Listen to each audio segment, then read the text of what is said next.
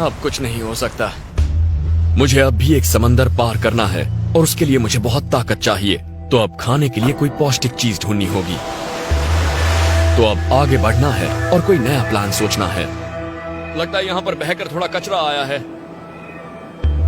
इस इलाके में कई चीजें अटकी पड़ी हैं।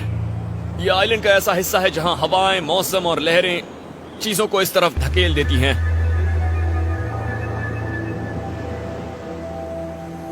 बॉटल्स तो हमेशा काम आती हैं, ये देखिए। चाहे कोई भी जगह कितनी भी दूर दराज क्यों न हो, वहां हमेशा काम की चीजें मिल ही जाती हैं। ये एक लचीला रबर पाइप है। मुझे लगता है कि ये मेरे बहुत काम आ सकता है। अभी जो चीजें मिली हैं उनसे दिमाग में एक नई तरकीब आई है। यहां पर मैं जिस किसी का भी पीछा करता हूं या जिसका शिकार करता हूं, वो मुझसे ज्यादा तेज है। पर एक छोटी सी चीज मिलने से, जैसे ये पाइप, अब मैं उनकी जो रफ्तार है उसे आसानी से मात दे सकता हूं। इससे मैं एक स्प्रिंग लोडेड हथियार बनाऊंगा, उससे रफ्तार बढ़ जाएगी।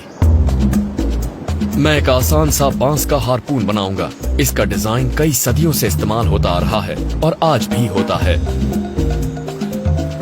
और मेरे पास एक अगावी प्लांट की नोक है। इसे मैं यहां बांधूंगा, तो इससे अगर मैं किसी पर हमला करूं तो वो बच नहीं पाएगा। अब सबसे जरूरी ट्रिगर मैकेनिज्म। प्रकृति में ऐसी बहुत ही कम चीजें मिलती हैं जिनमें ऐसा लचीलापन हो, और इसे इस तरह खींचने के बाद इसकी रफ्तार बहुत बढ़ जाती है, कुछ ऐसे। आगे मैं अपने खाने की तलाश जारी रखूंगा और समंदर को पार करने की तैयारी भी। यहाँ लहरें बहुत तेज हैं, बहुत मुश्किल हो रही है। यहाँ क्षितिज पर एक और बड़ा आइलैंड है जहाँ बचाव के चांसेस ज्यादा हैं, पर इसे पार करने में जोखिम है और पार करने से पहले भरपेट खाना जरूरी है।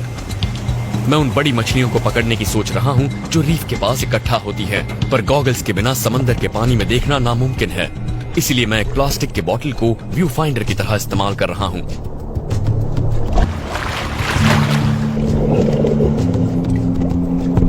लेकिन यहाँ मछलियाँ काफी कम और एक दूसरे से दूर हैं, और मेरे पास जाते ही वो वहां से गायब हो जाती हैं।